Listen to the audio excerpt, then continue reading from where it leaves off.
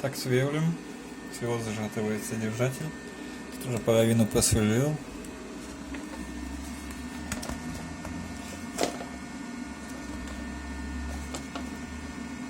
Будут вибрации на камне.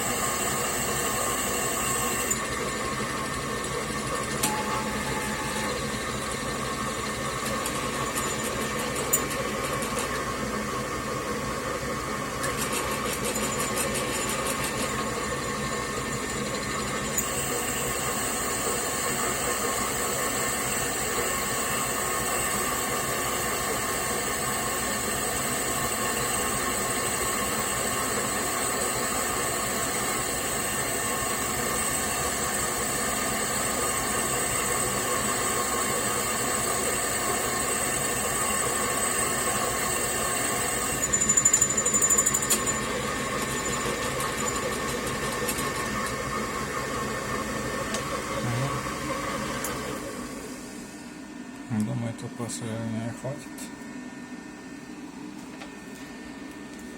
Ну, делаю втулку эту потихоньку. Снимать в процессе очень неудобно, очень отвлекает. Так что тут только показал операцию сверления.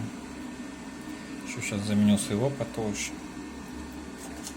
Дальше буду сверлить растачивать, потом расточным. Таким вот тоненьким, до 14 мм нужно будет догнать.